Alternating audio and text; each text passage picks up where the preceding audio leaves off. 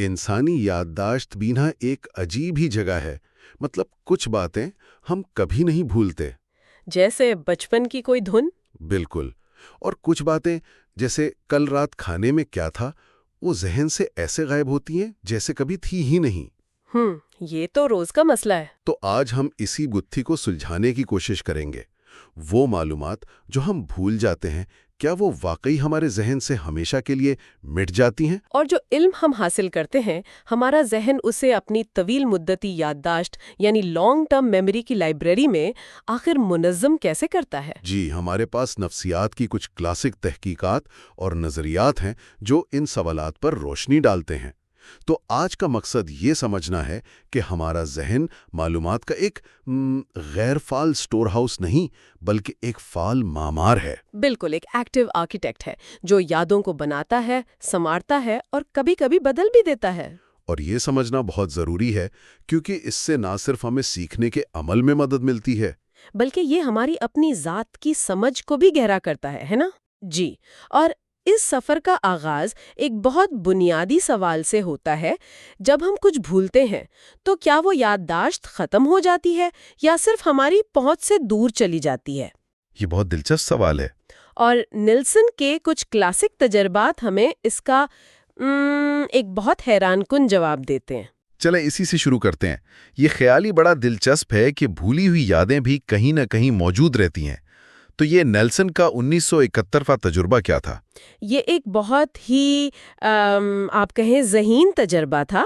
Nelson نے شرکا کو 20 نمبر اور لفظ کے جوڑے یاد کرنے کو دیے. اچھا، جیسے 43 کتا یا 71 کرسی؟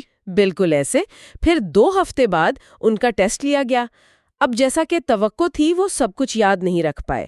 تقریباً 25% جوڑے وہ بھول چکے تھے. ٹھیک ہے. اب دلچسپ حصہ یہاں سے شروع ہوتا ہے.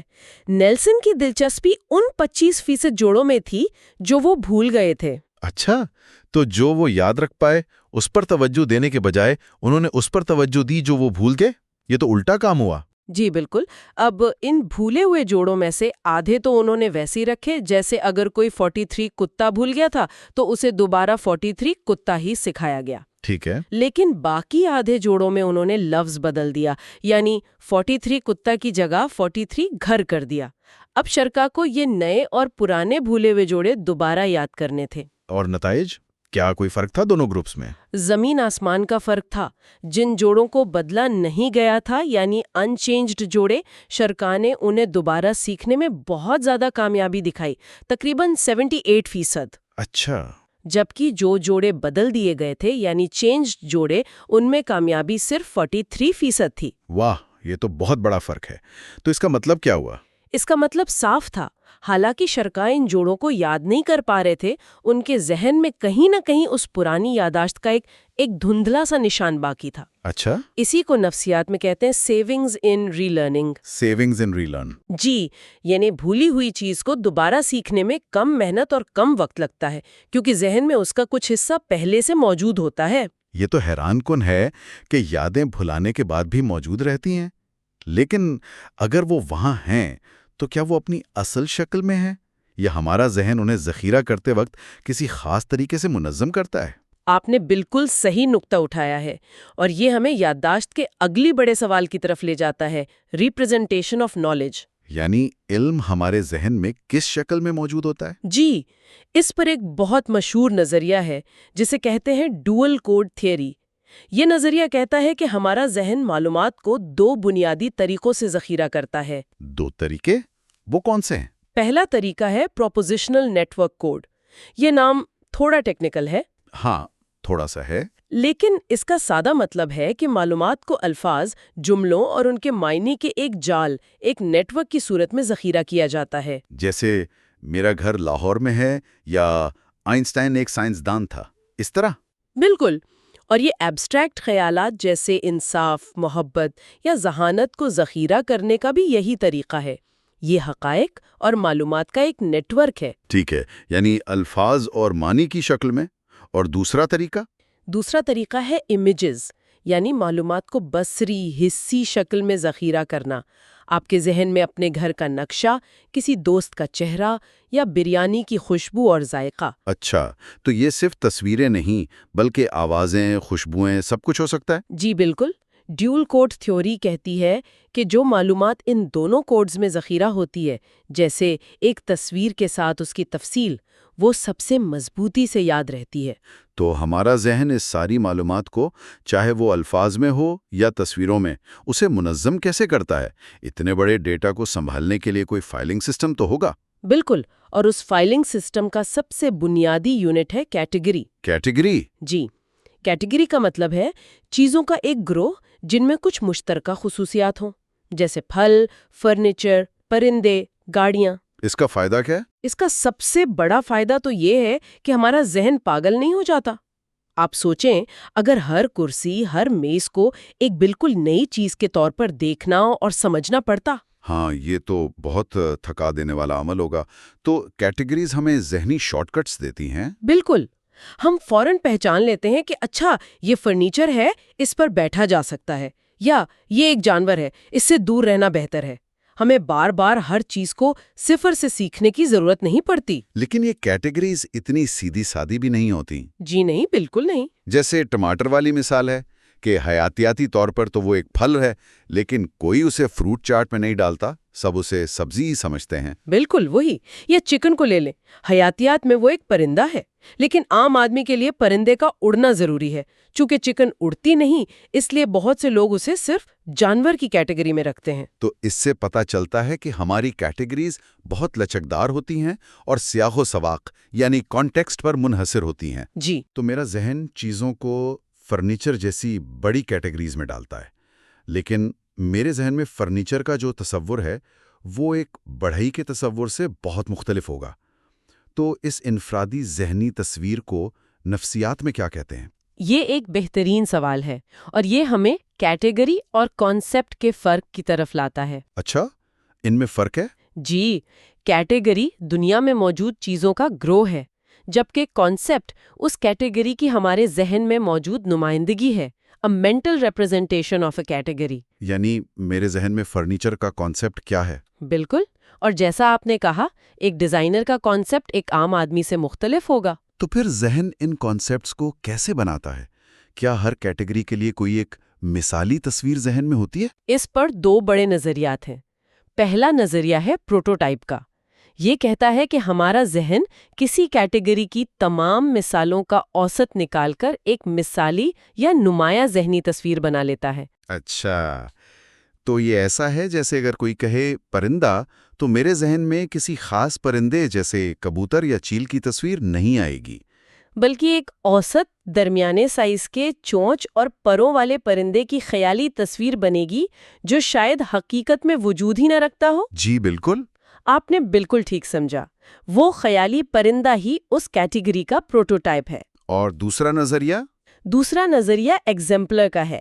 یہ کہتا ہے کہ پروٹوٹائپ جیسی کوئی اوسط تصویر نہیں ہوتی، بلکہ جب ہم کسی کیٹیگری کے بارے میں سوچتے ہیں تو ہمارے ذہن میں اس کی کوئی ایک یا چند مخصوص حقیقی مثالیں آتی ہیں۔ جیسے پرندہ سوچنے پر فوراً چڑیا یا کوے کی تصویر ذہن میں آ جائے؟ بالکل، زیادہ تر ماہرین کا خیال ہے کہ ہم شاید دونوں ہی طریقے استعمال کرتے ہیں، سچویشن کے حساب سے۔ ٹھیک ہے، تو ہم نے دیکھا کہ ذہن معلومات کو کیٹیگریز اور کانسیپٹس میں منظم کرتا ہے، لیکن یہ تو چیزوں کی بات ہوئی۔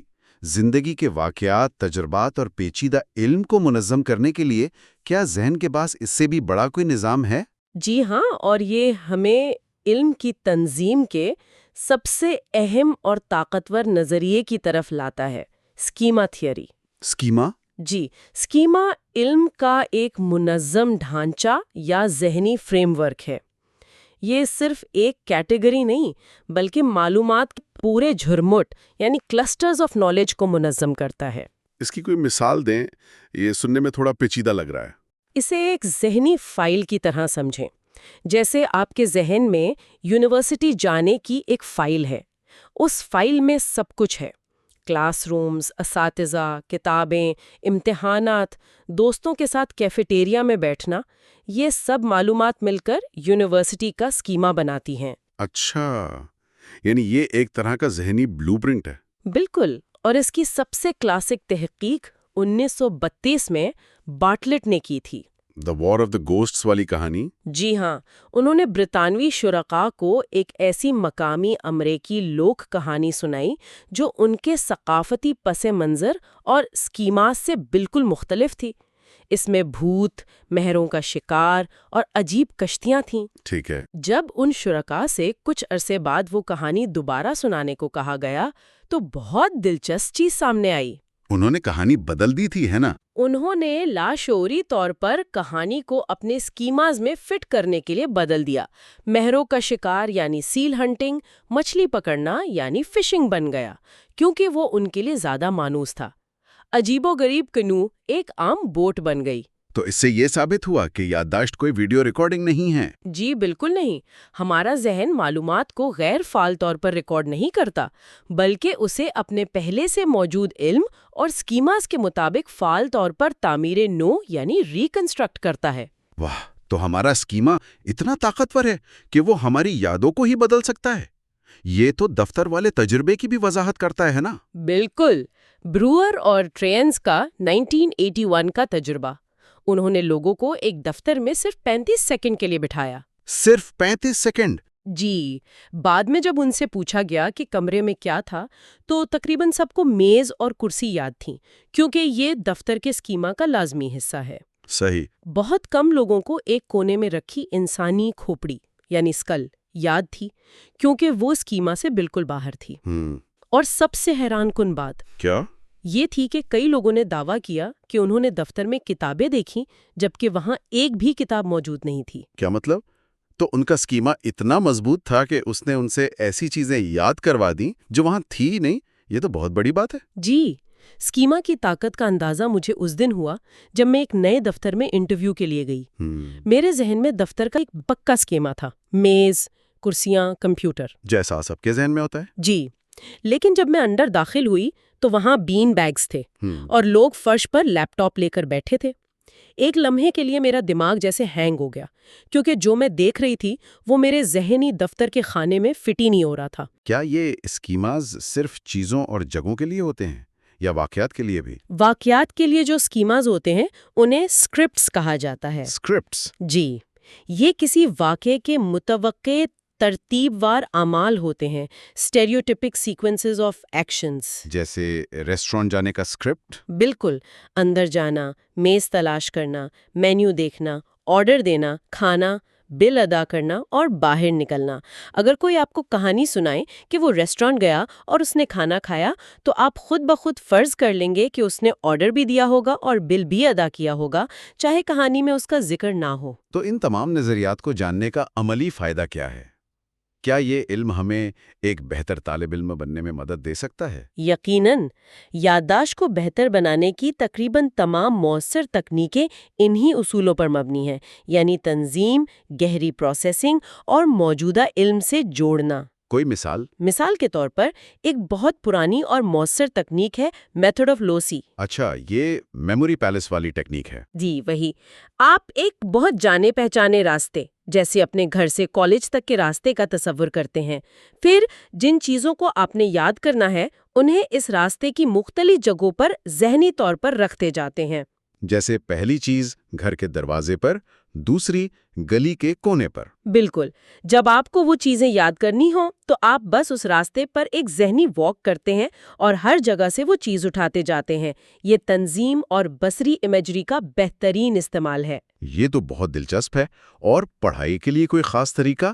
میں نے PQ4R میتھڈ کے بارے میں سنا ہے۔ PQ4R پڑھائی کا ایک بہت منظم طریقہ ہے۔ یہ 6 مراحل پر مشتمل ہے: preview, questions, read, reflect, recite and review. PQ اور 4 R's۔ جی، اس کا سب سے اہم حصہ صرف پڑھنا نہیں بلکہ پڑھنے سے پہلے اور بعد کے مراحل ہیں۔ یہ PQ4R طریقہ دلچسپ لگ رہا ہے۔ تو اگر میں کسی مضمون کو اس طریقے سے پڑھوں تو میں صرف اسے پڑھنے کے بجائے پہلے اس کی سرخیوں کو دیکھ کر سوال بناؤں گا کہ اس مضمون کا مول مقصد کیا ہو سکتا ہے۔ بالکل، پھر پڑھتے وقت آپ ان سوالوں کے جواب تلاش کریں گے۔ اور سب سے اہم قدم کون سے ہیں؟ سب سے اہم ہے ریفلیکٹ اور ریسائٹ۔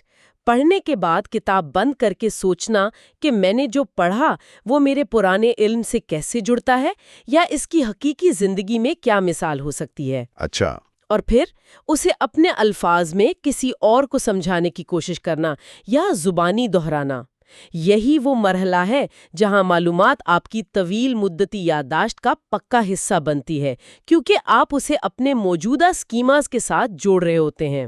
تو آج کی گفتگو کا خلاصہ یہ ہے کہ ہماری یادداشت ایک بہت ہی پیچیدہ اور فعال نظام ہے۔ بھولی ہوئی یادیں شاید مکمل طور پر ختم نہیں ہوتی بلکہ ہماری پہنچ سے دور ہو جاتی ہیں۔ جی، اور جو علم ہم حاصل کرتے ہیں ہمارا ذہن اسے کیٹیگریز، پروٹوٹائپس اور خاص طور پہ سکیماز جیسے طاقتور ذہنی ڈھانچوں میں منظم کرتا ہے۔ ہمارا ذہن صرف حقائق کو ریکارڈ نہیں کرتا، وہ ان کی تشریح کرتا ہے۔ اور یہ سمجھنا بہت ضروری ہے کہ ہماری یادیں حقائق کی غیر فعال ریکارڈنگ نہیں ہے، وہ ہمارے پہلے سے موجود علم، عقائد اور ثقافتی پس منظر سے گہری طور پر متاثر ہوتی ہیں۔ بارٹلیٹ کی تحقیق آج بھی اتنی ہی اہم ہے جتنی تقریباً 1 صدی پہلے تھی۔ تو آخر میں سوچ رہا ہوں کہ یہاں ایک سوچنے کی بات یہ ہے کہ اگر ہماری یادیں ہمارے اسکیما سے اتنی زیادہ تشکیل پاتی ہیں تو ہم جسے یاد کرتے ہیں اس کا کتنا حصہ ماضی کا حقیقی ریکارڈ ہے، اور کتنا حصہ ایک ایسی تعمیر نو ہے جو اس بات سے متاثر ہوتی ہے کہ ہم پہلے سے کیا مانتے۔ بالکل، ہماری یادیں حقیقت ہیں یا حقیقت کی ہماری اپنی تشریح